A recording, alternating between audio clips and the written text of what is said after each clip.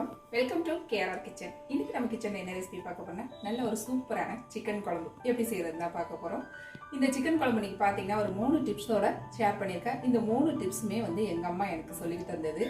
நான் எப்போதும் போல் சிக்கன் குழம்பு பார்த்தீங்கன்னா சாதாரணமாக நம்ம சிக்கன் எப்படி வதக்கிட்டு மிளகாத்தூள்லாம் போட்டு கடைசியாக தேங்காய் ஊற்றி இறக்குவோம். இப்படி தான் நான் செஞ்சுக்கிட்டு இருந்தேன். அப்புறம் அம்மா ஒரு நாள் வீட்டுக்கு வந்தவங்க எனக்கு சொன்னாங்க, இதை மாதிரி செஞ்சுப்பாரு, இந்த டிப்ஸ் எல்லாம் ஃபாலோ பண்ணி செஞ்சுப்பாரு, சூப்பராக இருக்குன்னாங்க. நானும் அதே போல் அந்த சிக்கன் குழம்பு செஞ்சு பார்த்தா ரொம்பவே சூப்பராக இருந்துச்சுங்க.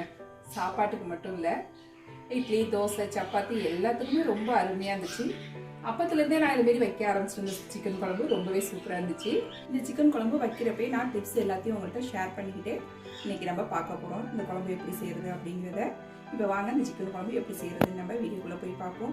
அதுக்கு முன்னாடி நம்ம சேனலை இப்போ தான் ஃபஸ்ட் டைம் பார்க்குறீங்கன்னா சப்ஸ்கிரைப் பண்ணி வச்சுக்கோங்க. கூடவே பெல் சிம்பிள் ப்ரெஸ் பண்ணி ஆளுங்கிற ஆப்ஷனையும் ப்ரெஸ் பண்ணி வச்சுக்கோங்க. அப்போ தான் நான் போகிற வீடியோஸ் எல்லாம் உங்களுக்கு தொடர்ந்து நோட்டிஃபிகேஷனில் ஒன்றுக்கு கிடச்சிக்கிட்டு இருக்கும். இப்போ வாங்க இந்த சிக்கன் குழம்பு எப்படி செய்கிறதுன்னு பார்த்துடலாம். இப்போ குழம்பு செய்யறதுக்கு முன்னாடி நம்ம மசாலாலாம் வறுத்து அரைச்சிக்குவோம். அதுக்கு ஒரு 2 டீஸ்பூன் எண்ணெய் விட்டுக்குங்க. அதில் 1 டீஸ்பூன் சோம்பு, 1 டீஸ்பூன் ஜீரகம், 1 டீஸ்பூன் மிளகு சேர்த்துக்குங்க. நல்லா இந்த மிளகு ஜீரகம் வறுபட்டு வரட்டும். இது கூடவே 1 டீஸ்பூன் அளவுக்கு கசகசா சேர்த்துக்குங்க. இப்போ இது எல்லாத்தையும் நல்லா வறுத்து எடுத்துக்குவோம். அடுப்பை சிம்மில் வச்சு வறுத்துக்குங்க, அப்போ தான் ஒத்தாப்பில் வறுபட்டு வரும். இப்போ பாருங்கள், மிளகு ஜீரகம் எல்லாம் நல்லா வறுபட்டு வந்துடுச்சு. இப்போ இதில் ஒரு 15 சின்ன வெங்காயம் சேர்த்துக்குவோம். வெங்காயம் சேர்த்து நல்லா வதக்கி விடுங்க. வதங்கிக்கிட்டே இருக்கும் போது இது கூடவே ஒரு கொத்த அளவுக்கு கருவேப்பிலை சேர்த்துக்குங்க. இப்போ நல்லா எல்லாம் வதங்கட்டும். இப்போ வெங்காயம் நல்லா வதங்கினதுக்கப்புறம் 2 டீஸ்பூன் மல்லித்தூள், 1 டீஸ்பூன் தனி மிளகாய் தூள் சேர்த்து நல்லா வதக்கி விடுங்க. அடுப்பை சிம்மில் வச்சு இந்த மிளகாத்தூளை வறுத்துக்குங்க.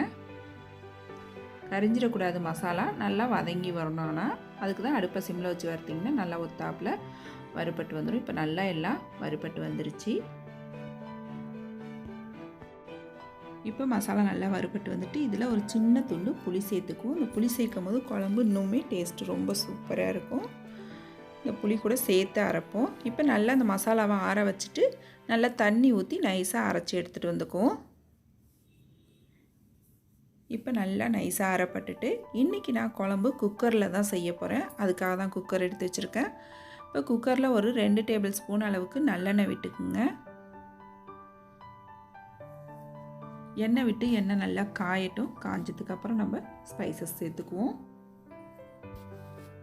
இப்போ எண்ணெய் காஞ்சதுக்கப்புறம் இதில் ஒரு சின்ன துண்டு பட்டை, ஒரு சின்ன அன்னாசி பூ ஒன்று சேர்த்துக்குங்க. ஒரு மராட்டி மொக்கு, அப்புறம் கொஞ்சமாக கல்பாசி சேர்த்துக்குங்க. அப்புறம் கொஞ்சமாக பிரியாணி இலை சேர்த்துக்குங்க இது கூடவே. இப்போ எல்லாம் நல்லா பொரிஞ்சு செவந்து வரட்டும். மசாலா எல்லாம் செவந்ததுக்கு அப்புறம் இதில் நம்ம வெங்காயம் போட்டு வதக்கிக்குவோம். இப்போ எல்லாம் செவந்து வந்துடுச்சு. இதில் ஒரு 15 சின்ன வெங்காயம் எடுத்து நல்லா நீள்வாக்கில் வெட்டி வச்சுருக்கேன், அதை சேர்த்துக்கிறேன். வெங்காயம் சேர்த்து நல்லா செவந்து வரணும், அந்த அளவுக்கு நல்லா வதக்கிக்குவோம். குறிப்பாக அந்த குழம்புக்கு சின்ன வெங்காயம் பயன்படுத்துங்க ஃபுல் அண்ட் ஃபுல், அது டேஸ்ட்டு இன்னும் ரொம்பவே நல்லாயிருக்கும். இப்போ வெங்காயம் நல்லா நிறம் மாதிரி வரட்டும். வெங்காயம் வதங்கினதுக்கப்புறம் இதில் ஒரு 2 டீஸ்பூன் அளவுக்கு இஞ்சி பூண்டு சாந்து சேர்த்துக்குவோம். இஞ்சி பூண்டு சாந்து சேர்த்து ஒரு 2 செகண்ட் நல்லா வதக்கி விட்டுக்குவோம். வெங்காயம் நல்லா இந்த அளவு நிறம் மாறினா தான் நமக்கு குழம்பு நல்லா டேஸ்ட்டாக இருக்கும். இப்போ இஞ்சி பூண்டு சாந்து சேர்த்துக்கிறேன். இப்போ இஞ்சி பூண்டு வதங்கினதுக்கு அப்புறம் இதில் ஒரு தக்காளி பழம் வெட்டி சேர்த்துக்குவோம். ஒரு தக்காளி பழம் நம்ம சேர்த்தோம்னா போதும். ஏன்னா நம்ம மசாலா அரைக்கும் போது அதில் கொஞ்சமாக புளி சேர்த்துருக்கோம். இப்போ தக்காளி பழம் நல்லா வதங்கிறதுக்கு ஒரு 1/2 டீஸ்பூன் அளவுக்கு மஞ்சள் தூள் சேர்த்துக்கிறேன். நல்லா தக்காளி பழம் வதங்கினதுக்கு அப்புறம் நம்ம க்ளீன் பண்ணி வச்சுருக்க சிக்கனை இது கூட சேர்த்துக்கும். நான் இன்றைக்கி ஒரு 1/2 கிலோ சிக்கன் எடுத்து நல்லா மஞ்சத்தூள், தயிர் போட்டு நல்லா கழுவி க்ளீன் பண்ணி எடுத்து வச்சுருக்கேன். இப்போ இந்த சிக்கன் இதில் சேர்த்துக்குவோம். இது நாட்டுக்கோழி அப்படிங்கிறதுனால கொஞ்சம் ஹார்டாக இருக்கும்னு சொல்லுவாங்க. அதனால் தயிரும் மஞ்சத்தூளும் போட்டு கலந்து ஒரு 10 நிமிஷம் ஊற வச்சுட்டு அதுக்கப்புறம் கழுவுனிங்கன்னா சிக்கன் நல்லா சாஃப்டாக இருக்கும், அந்த அழுத்தம் தெரியாது நமக்கு. இப்போ இது நல்லா ஒரு 5 நிமிஷத்துக்கு இந்த எண்ணெயில் வதக்கி விடுங்க. சிக்கனை வதக்கிட்டு வைக்கும் போது தான் நல்லாயிருக்கும் குழம்பு. நல்லா சிக்கனை போட்டு வதக்கினதுக்கு அப்புறம் நம்ம அரைச்சி வச்சுருந்த மசாலாவையும் இது கூடவே சேர்த்து நல்லா இன்னொரு 5 நிமிஷத்துக்கு வதக்கி விடுங்க. நல்லா இந்த மசாலா அந்த சிக்கன் கூட சேர்ந்து நல்லா ஒன்று கலந்து வரணும். இதிலே இந்த சிக்கனுக்கு தேவையான அளவு உப்பும் சேர்த்துக்குங்க. அப்போ தான் அந்த சிக்கனில் உப்பு காரம் எல்லாம் சேர்ந்து நல்லா ஒன்று கலந்து வரும். இதுலேயே நான் 2 டீஸ்பூன் அளவுக்கு குழம்பு மிளகாத்தூள் சேர்த்துக்கிறேன். இப்போ எல்லாத்தையும் நல்லா ஒத்தாப்பில் ஒன்று கலந்து நல்லா ஒரு 5 நிமிஷத்துக்கு வதக்கி விடுங்க. நல்லா சிக்கனில் தண்ணி விட்டு வரும், எண்ணெய் பிரிஞ்சு தண்ணி விட்டு வரும். அது வரைக்கும் நல்லா வதக்கிக்கிங்க. அப்போ தான் நல்லா கொஞ்சம் கூட இந்த மசாலோட பச்சை வாடை இல்லாமல் குழம்பு நல்லா சூப்பராக இருக்கும் நமக்கு. இதிலே ஒரு கொத்து கருவேப்பிலையும் சேர்த்துக்கிறேன். ஃப்ரெஷ்ஷான கருவேப்பிலை, கொத்தமல்லி சேர்த்துக்கிறேன் கொஞ்சம்.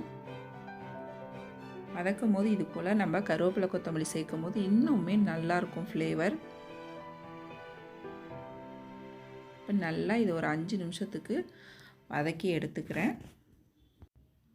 இப்போ பாருங்கள், சிக்கன் நல்லா வதங்கி எண்ணெய் பிரிஞ்சு வந்திருக்கு பாருங்கள். இந்த அளவுக்கு நல்லா வதக்கி எடுத்துக்கணும். அப்போ தான் நமக்கு சிக்கன் நல்லா சாஃப்டாகவும் இருக்கும், நல்லா உப்பு காரம் எல்லாம் பிடிச்சி டேஸ்ட்டாகவும் இருக்கும். நல்லா இந்த அளவுக்கு வதக்கிக்கிங்க. இப்போ நம்ம மிக்ஸி ஜார் கழுவி அதில் கொஞ்சம் இந்த மசாலாலாம் ஒட்டியிருக்கும், அந்த தண்ணியை கழுவி ஊற்றிக்கும். கூடவே கொஞ்சம் தண்ணியை சேர்த்துக்குவோம்.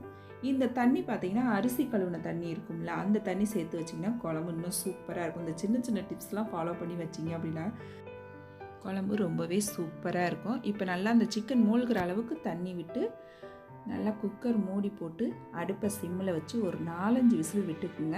ஏன்னா நமக்கு இது நாட்டுக்கோழி அப்படிங்கிறதுனால வேகத்துக்கு கொஞ்சம் டைம் எடுக்கும்.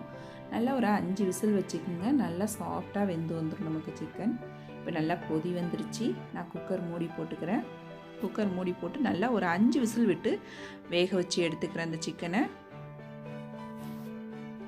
ரொம்ப ஈஸியாக செஞ்சிடலாங்க நம்ம குக்கர்லேயே. இப்போ நல்லா வேகட்டும்.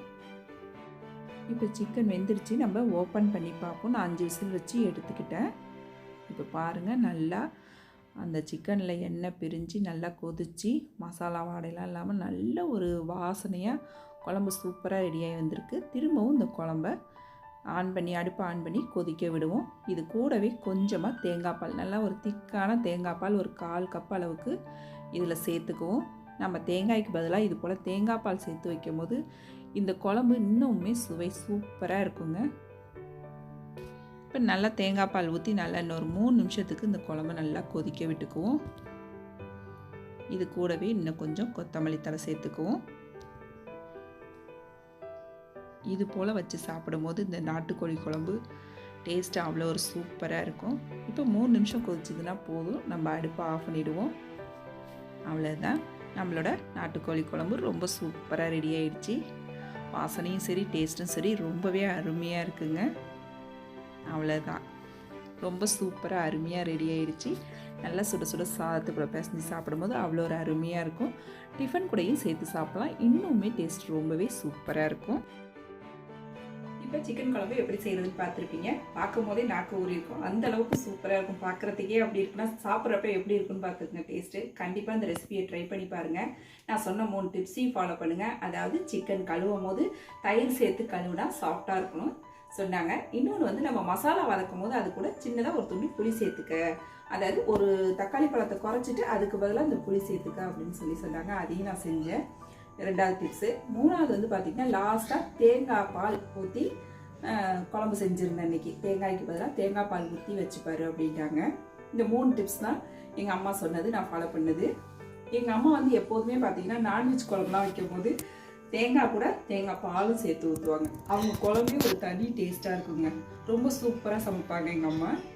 நான் ஒரு ரெசிபியை எங்கள் அம்மாட்ட கேட்டு உங்களுக்கு ஷேர் பண்ணுறேன். முக்கியமாக எங்கள் அம்மா நான்வெஜ் ரொம்ப செம்மையாக சமைப்பாங்க.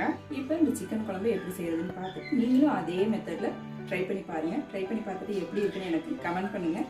என்னோட இந்த ரெசிபி பிடிச்சிருந்துன்னா லைக் பண்ணுங்கள், ஷேர் பண்ணுங்கள். மறக்காமல் நம்ம KRR கிச்சனை சப்ஸ்கிரைப் பண்ணி வச்சுக்கோங்க. நாளைக்கு வேற ஒரு ரெசிபியோட சந்திப்போம். தேங்க்ஸ் ஃபார் வாட்சிங்.